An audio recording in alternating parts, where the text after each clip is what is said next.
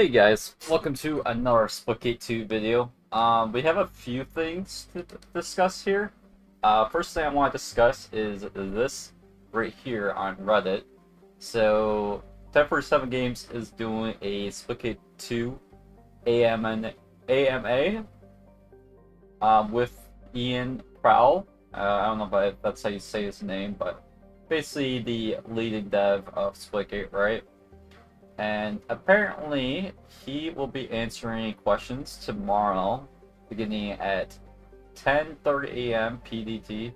I say tomorrow, but realistically, I'm probably releasing this video a day after my montage video. So, uh, bets are is that this is happening probably like shortly after I release this video, or it's already happened. But in case you can catch this video before tuning to Reddit, right? Yeah, there'll be a AMA. I might do some coverage content on that. So basically what's happening is you can ask questions here, right? And he might answer. So yeah, stay tuned to that if you're interested to hear what he has to say. Another thing I've noticed is there's a long interview that happened at Gamescom for XboxEra. And so this article is by John Skillmicken, John Skillmicken, I don't know. Let's just call him John. John Clark. Sure. So John Clark here, he said, last week while the XboxEra team attended Gamescom, I got the chance to sit down and chat with Ian Proulx, CEO and co-founder of 1047 Games, creators of that very successful Splitgate and the upcoming Splitgate 2. Successful is one word to put it. I feel like it could have been a bit more successful, and that's kind of like the reason why they're kind of like starting over like a new game, right? So they're trying to come back with a vengeance, right? And yeah, obviously they recently launched Splitgates 2 Alpha, which I played and quite enjoyed. As an HA Halo fan, Splitgate 2 scratches several itches for me, so being able to chat to Ian is something I was really looking forward to. I was joined by another journalist during the session, and I've added her questions here so you can enjoy the complete conversation. It ranges from discussions about Halo, level design, and one of the level designers for Splitgate 2 is a good friend, and we worked together on most of the maps I made for Halo Infinite. Splitgate's place in a world full of live service games, and quite why they hit the brakes on the original Splitgate in the first place. So yeah, he's talking about his own experience. So one of the level designers happens to be this interviewer's friend, John Clark. So yeah, speaking of 2, let's talk about Splitgate 2. I have to say, I was really enjoying it. As soon as I reconfigured my controls to work with my HA muscle memory, Halo brain, we were destroying people. Friends that played it yesterday on the show floor was equally. This is great. It feels really slick. I feel that there's a bit more of an esports focus than perhaps I was expecting. Is that just because the focus of the alpha is to get people streaming? And Ian states, I think there's 2 things that I might have missed on our parts. To be honest, that's not the focus of the game. Obviously, it is a PvP skill-based shooter. There is going to be, but not necessarily. But I do think the game will lend itself very well to esports, just given the nature of it. Fun first, though. This is the top priority.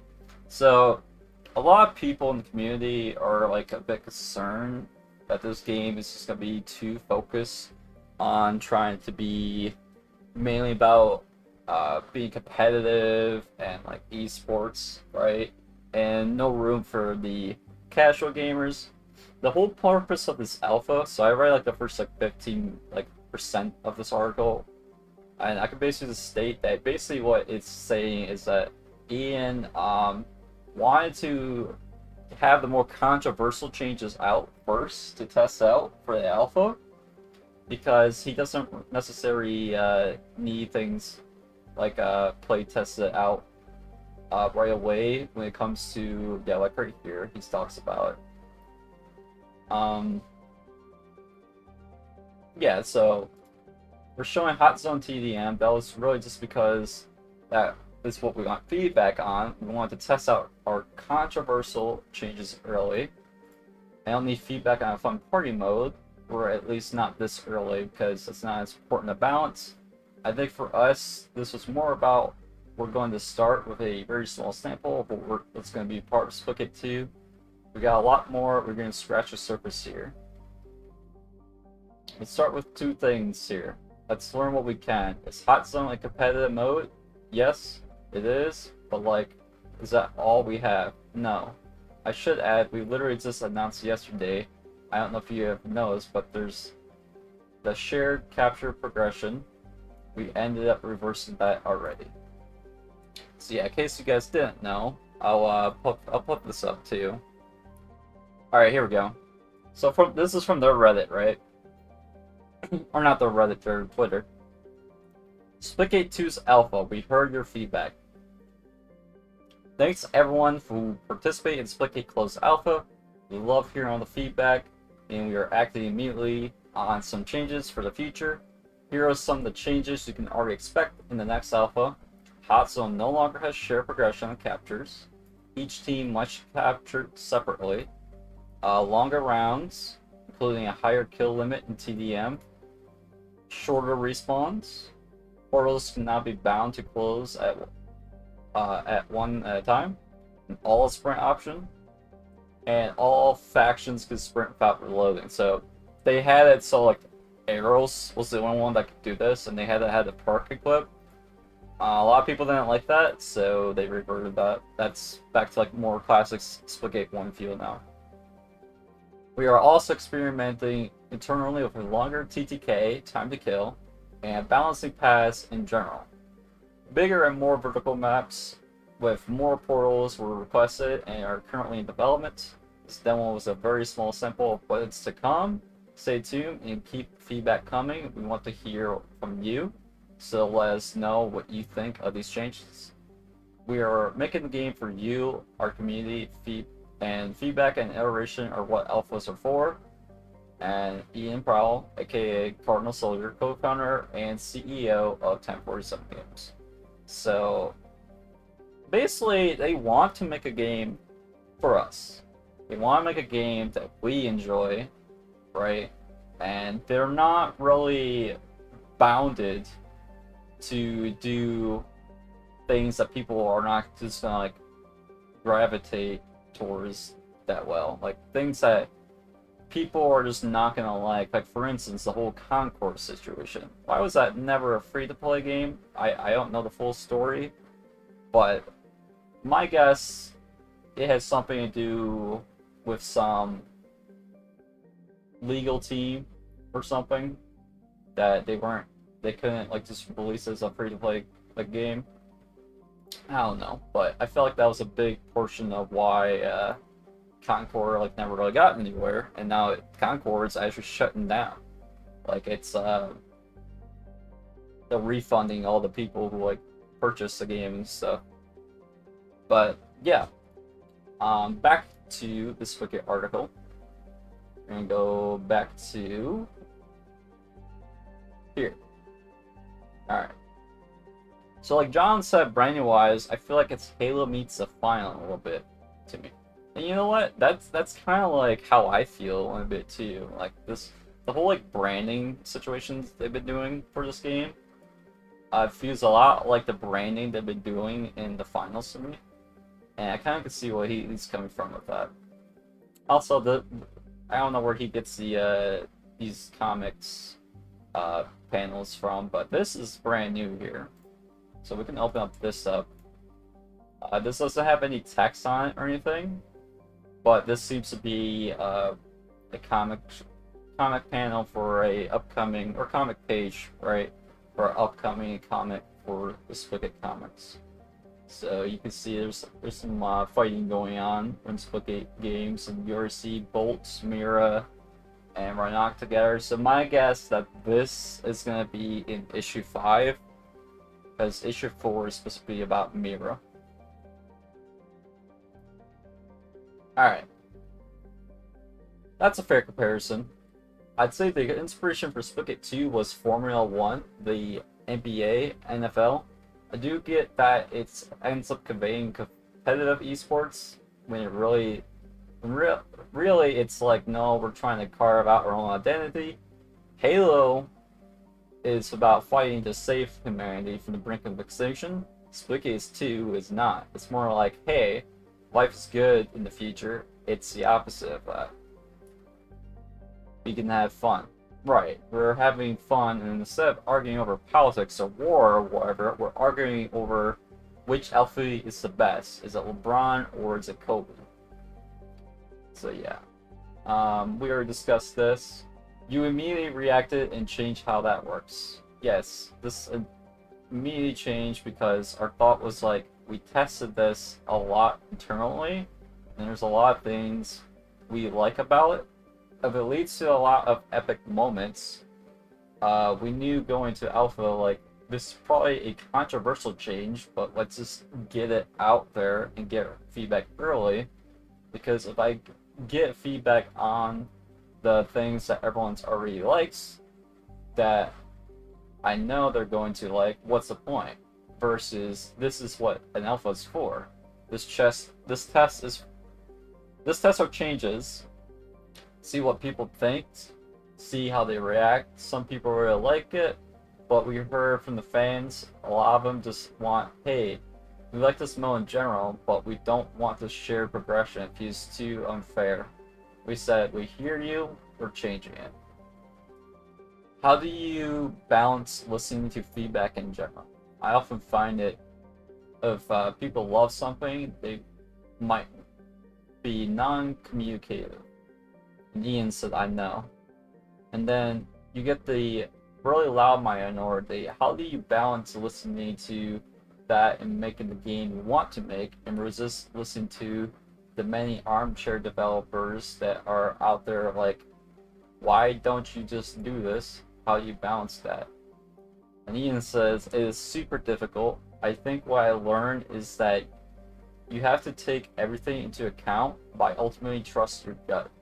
When I say take everything into account, we're looking at that data of what's popular, what's performing well, what's causing people to quit. We're listening to the community. Some of that is on Discord, some of it's here in the loud vocal minority on Twitter, but it's looking at everything. Some of it, we have tools that summarize all of this stuff, measures sentiment, etc. But I think ultimately you go with your gut, because you're never going to be right 100% of the time. There's going to be times where the vocal loud ones are right. To your point, there's going to be times where, hey, all these people who are not on Twitter, the 90%, and John because it might be very happy. And he says they're very happy and they're busy playing the game, and it's just that 10% that are angry that have gone onto Twitter. It's a very difficult balance that you strive to do the best you can. With game development, you're always iterating. You're iterating on the process and how you respond. You're iterating on the game, and you just do the very best you can, and you try to be transparent about it. And then John states, yes, I think the relationship between game developers have changed. We've seen it over the years with the rise of early access and direct communication. Is there an early access period for Splitgate 2 that you guys are generally considering? You got your alpha live now. Is there a plan to then? Here's early access. Everyone could play. You don't have to register. You could just dive in, and then we're going to unpeel more. Ian states, we're still figuring that out. I think, though, the natural progression at a high level, it's like We're gonna show more over time. Start small, show a little bit, get a little bit bigger, get a little bit bigger, and then go big at launch. That's all still being figured out. When we say go big, at the moment, Splitgate 2 feels very cool and competitive focus. Is there plans for Splitgate to go big literally? Like, your take on big team battle? Are there ideas in mind for things like that from a higher level? Obviously, there's a whole different kettle of fish, right? You can't shove 16 players or more into the level designs you currently got. Neon laughs about this, definitely not. We're not really talking about future game modes yet, but I will say one of our goals with Splitgate 2 was meaningful variety with a purpose. I think what we saw in Splitgate for a variety of reasons was everything felt the same.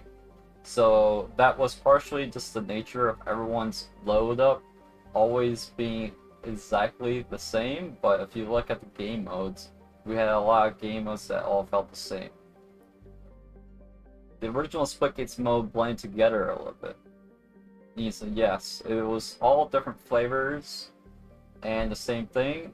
This time around, we're definitely making modes that are not different flavors of the same thing. We're going for much more variety. Every mode should offer a unique experience and not just be a slightly different variant of what's already there. John asks, John said, when I look at the original Splitgate, it had the mediocre rise. I've always been curious about this. You have this mediocre rise, and then you kind of just hit pause, and you guys were like, hang on. Then you regroup, and now we're here with Splitgate 2. What was some of the decisions behind hitting the brakes and then restarting things? Was it just like, this was really good first try, but we think we could do better? Eden states, I think we look at Splitgate as a stepping stone and a massively successful stepping stone. We were a very small team at the time. You got to keep in mind that Splitgate started off as a school project. We literally named the company 1047 Games after our dorm room at Stanford. 1047. When we launched it, actually, we did a soft launch in 2019. Iterated, listened to the company, etc. for 2 years. Then in 2021, we felt like, alright, the game is now actually really good. We had 2 years to improve this thing based on feedback. Now it's time to go big. 2021 is where we came to Xbox and PlayStation launch. John says, and it really took off. Ian says, right. Then when things took off, there's two things in our way. One is we didn't have the server's backend or infrastructure. Two is we just didn't have the team or resources. We were a team of under 20 people. For modern live service players demands, exactly, and that's super important. We had our moments because everybody showed up and they have a ton of fun. Then it's like, alright, now what? Where's the update? Where's the new thing? Then you have to deal with that. For your perspective as a small team, you haven't planned for that success, so you didn't have an answer ready to go. Ian said, we respect slow and steady growth, where we build the team out, etc. You started by asking about the decision to go to Splitgate 2. That was actually a conversation Nick and I had, my co-founder Nick. It was a conversation we had very shortly after the relaunch, after getting funding. We looked at each other and we were like, we've got all this money now, all this brand recognition, and this is great, but think about all the things we could do if we could start over. If we could take the time to do it the right way and not spill on a school project, that's super fun. Still, there's a lot of technical decisions we made early on. There's a lot of design decisions we made early on that we really like to redo because now we know what we're doing. Similarly, there's things we just got better at. We talk about level design. The first maps in Splitgate were made by me prior. John says they were good. Ian says prior to Blaze joining, they weren't Blaze maps. John laughs. We have to face it. He's better at it than us. Ian says Blaze maps were a lot better. I think with Splitgate 2, there were a lot of things like that where it's like we really like to throw this thing away and make more of that thing. With Splitgate 2, our thought was, let's take our time, let's build this with live servers in mind, let's scale the tech depth solve, let's hit the AAA bar, and let's take our time to build a stacked team. The other thing is we were feeling the pressure of this game is now live. We go to hire people, and that's a recipe for disaster.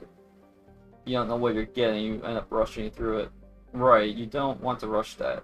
Our thought is like, if we shift focus to Splitgate 2, it gives us the time to make the right hires, build the right team. It's a remarkably sensible decision. I don't think you guys hide the fact that you were big Halo 2 Arena fans, and Splitgate 2 feels like a arena shooter in 2024.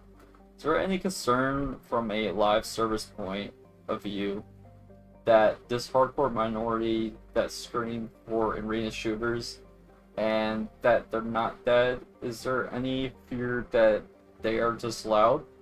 I look at the team that made Concord. They made a great looking game, but I'm very concerned for them at launch, right? Because you are fighting against people still playing Fortnite and all of these live service games, how do you think about from that industry perspective when you look at the future launch of Splitgate 2? Complicated question. I hate defining games in these buckets. Like, is this an arena shooter? Is this a tactical shooter? Because to me, it's like it's obviously an FPS. There are arena shooter elements. There are tactical shooter elements. There are unique elements. I think trying to put it in a bucket, is it an arena shooter? Is it an arcade shooter? Some persists will tell you no. Oh, some purists will tell you no. It's not an arena shooter. Arena shooter, everyone has to be exactly the same, and it has to be pickups everywhere. And tactical shooter will tell you, oh, it has to be no respawns and so on. I think we have a very nice middle ground with the increasing respawn timer, where you have that arena shooter fill up a start of a round, and then you have a tactical shooter feel at the end of a round where the stakes are starting to get higher, kills are starting to matter a little bit more, deaths are a little more punishing. I think we have this really nice middle ground, and obviously we're round based for at least what we've shown so far. I don't like to get into bucketizing things. I think for me, looking at the competition, you mentioned Concord and a bunch of other games.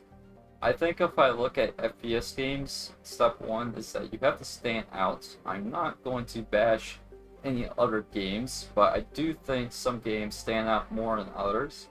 And I think this is definitely a very unique experience, especially with the portals. There still are unique selling points. This is something that doesn't really exist. I think that's step one. And step two is how you make sure that when you have your moments, you're able to sustain it. That's a big, big challenge.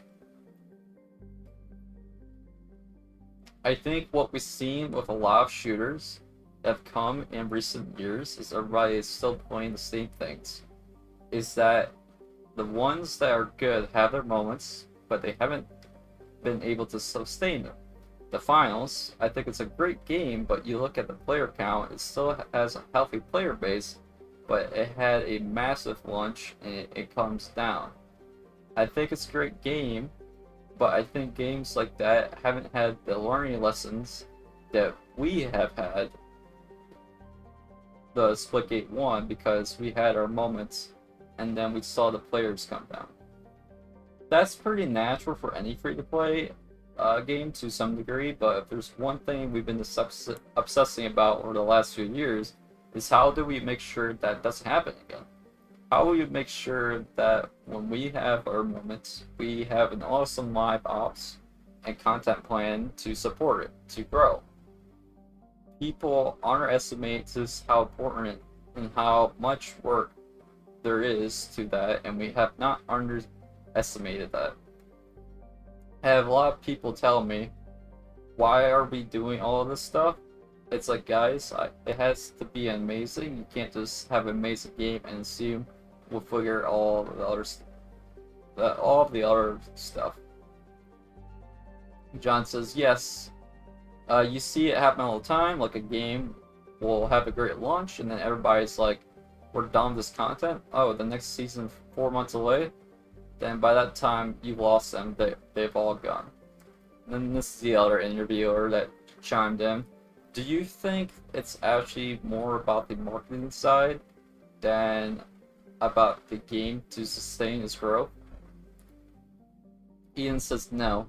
I think it's more about, I think both matter, right? I think marketing is important at having the launch. Most of our marketing is around launch, right? Right now, we're doing a closed alpha. Closed alpha for us is about being an alpha and getting feedback. I think for a lot of games, you use these alphas as hype-driven marketing things. It's a beta in reality. Ian says, right. For us, it's no. We're launching in 2025. Right now, our goal is to get feedback. But I think marketing gets you your moments of you have a good game. And then I think content, which hopefully marketing is doing a good job of showing the world. I think it's the actual live ops plan. If you don't have that, it doesn't matter what you tell the players. What matters is the players who are playing, who are telling their friends. Yes, the sentiment is certainly among my friendship group is that Splitgate 2 already feels really solid, especially for people who have fallen off Halo and want something different to try. Halo Infinite, again, it's not a great game, but how long does it take them to ship their first season? Or where would Halo Infinite be if they launched with a lot of content and Forge and all of these things? And John says, I don't disagree. And laughs. Ian says, I love Halo, but this stuff is so important. I would never launch without all my ducks in a row. So this is pretty new to me. So basically what Ian is trying to say is that he doesn't want to launch Splitgate without all the core game modes that comes with it, right? So that speaks to me as like, let's say Splitgate 2 does have a map builder in mind, right? He states how Halo Infinite, again, it's not a great game, but how does it take to ship their first season? Where would Halo Infinite be if they launched with a lot of content and Forge and all these things? And that's a great question. I think Halo Infinite would have been a much more successful game if they just had all of these at the start, right? If they had their first season battle pass, if they had their Forge, right? And among other things, right? I think they had Firefight now. I think Firefight took them a long time to incorporate. And, you know, like, just things that people love about Halo, right? It just took way too long for them to incorporate that. And, you know, you got some fans that, like, loves, like, they just want maps, right? They just want new maps. They also want returning maps. It took them way too long to deliver that, and the majority, from what I've played, 343 did not deliver at all. It's the fans of the community is what delivered. Because I've noticed half of the maps in their playlists seems to be custom-made maps by the community. There were a bunch of maps they're not even 343 maps. They are community-made maps. And basically, they are the only thing that's keeping Halo Infinite alive. And I've heard the statement before for Splitgate 1 that a lot of people felt like myself and other map builders, it's what's keeping Splitgate 1 alive. I don't know how much of that's actually true, but because they ended development for Splitgate 1 to work on Splitgate 2, right? What other content's getting added to Splitgate 1? None, right? So, myself and many other map builders, we have kind of like a drive to just like provide for you guys to keep making those maps. But yeah. So that's giving me hope, right? Splitgate 1, Splitgate 2 is gonna launch big. They're gonna have a lot of their core stuff, from what it sounds like. If it's anything what Ian's saying from this interview here, he is going to deliver on that. So John says, you mentioned this portals earlier. This is still a unique thing about Splitgate 2. While I was holding my own in straight fights, I was suddenly seeing the meta of the game to happen. A match would start, and then people would be placing portals and waiting for a line of sight, because you can't see through your enemy portals, but you can see through your own. I was starting to be like, oh, okay, I think we need to rethink. Obviously, from a level design perspective, you got the portal walls in very specific places, and it takes into account the classic from Portal, the momentum you fall through, and then you launch up. I was seeing some absolutely insane stuff. This is like 2 hours into the first alpha going on. There's literally a lot of appetite from Labs Splitgate players coming in and going. How can I play with the new tools? They're already frighteningly good. From a competitive angle, I see some insane matches going on. How do you plan for that from a level design perspective with all of that in play? And Ian said, well, in Splitgate 1, we didn't. We didn't know how people would play the game, so a lot of it was just guessing. I just think in Splitgate 2, we learned a lot. Triple porting wasn't even a thing that we even thought about. It was just something that the community figured out. I think in Splitgate 2, we're really thinking about every angle, every portal wall. Where can I portal from this portal wall? Where can I can't? Where can I flank? Just thinking through all of that, it's difficult. I can imagine. We have other level designers. I don't know if you know Garrett possibly. I know you know Blaze, but Garrett has said it best, which is, this is the most difficult game I've ever made levels for. I think Blaze said something similar, but he loves doing it. I guess it's a good challenge, right? He says yes. And then Antonia chimes in, what sticks out to me the most in Splitgate 1 was the matchmaking seemed to be perfect every time. So I was never sweating or finding it too easy, but every match was really close regarding which team would win. It was so much fun. I was like, how did you do that? And Ian's like, I don't know. I guess I'd say in terms of matchmaking, I think it's a balance. I think there's two extremes. People are looking at skill-based matchmaking as binary, where it's like either you have it super tight and super sweaty, or you don't have it. To me, the obvious answer is somewhere in between, where you need some level of loose skill-based matchmaking because you don't want pro players destroying brand new players. And John says, yes, it pains, it hurts. Ian says, that's not fun for anyone. It's not fun to get destroyed. Also, it's like, there's no challenge at all if I am playing someone who can't even shoot back. I think that answer is in the middle, where you don't want that, but you also don't want every single game to be sweaty. 50 to 49, extremely competitive. You want variety. We talked about one of our goals being meaningful variety with a purpose. I think that extends to matchmaking, where we want to give you a fast game, we want to give you a low pain, and we want to give you a variety where some games you're the best player, some games you're probably the worst player. Somebody's got to be. Hopefully, you're the worst player who's being pushed, but not absolutely annihilated. Antonia said, what's that simple ELO score that you use if you can talk about that? Ian says, Splitgate 1 was just ELO. We had starting ELO in the middle, and then based on how if you won or lost, and based on your stats, it would go up a little bit and down a little bit. John says, as we close this out, I'm conscious of time here. Is there anything you'd like to mention that we haven't discussed already? Ian says, well, I guess there's 3 things I'll leave you with. One is the closed alpha is live now through Sunday night. There's one thing.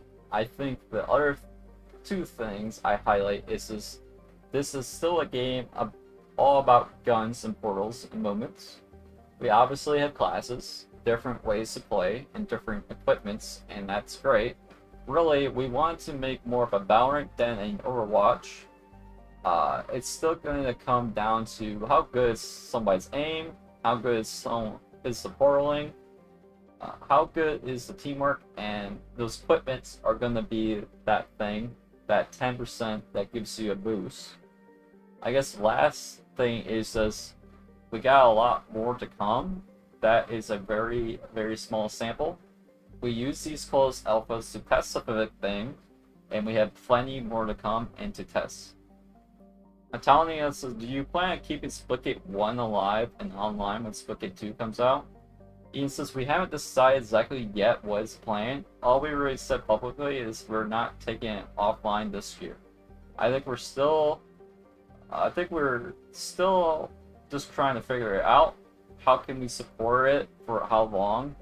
But I haven't decided yet. Lovely stuff. Great chatting with you, Ian, and many thanks for taking the time with us today. Congrats in Alpha. Looking forward to playing more. So, yeah, that's a very insightful article. I don't know why I never heard about this article until like 6 days later after it was created. Because, yeah, again, this was, what's this last updated? September 2nd. And yeah, I think this article actually came out after. Yeah, this article came out after at Gamescom. This Gamescom's ended like 25th, right? But yeah, I don't know why it took me this long. It took 6 days. And what's really interesting to me is that Ian is basically like stating that like they feel like they know what they're doing like much better for Splitgate 2 compared to Splitgate 1. They have their goals, they have their vision, and for launching Splitgate 2 itself, they don't want it to be like a half-cooked game. They want it to go in full in swinging when they launch. So they're probably gonna have plenty of maps, plenty of modes, and plenty of other things that's gonna keep you itching to keep playing. So that's very exciting to hear. So yeah, that's everything from the article XboxEra to the Reddit MMA or AMA. I don't know what AMA stands for, to be honest, but you know, it's questions and answers, right? And the alpha feedback, right? So yeah, I know you guys are probably wondering what are my thoughts, what are my takes for Splitgate 2 Alpha. And you know, this was a very long video already. So, you know what we're going to do, we're going to discuss that for another time. I'll be discussing about that in the very near future. But for now, this is me signing off, guys. I will see you guys in the next video.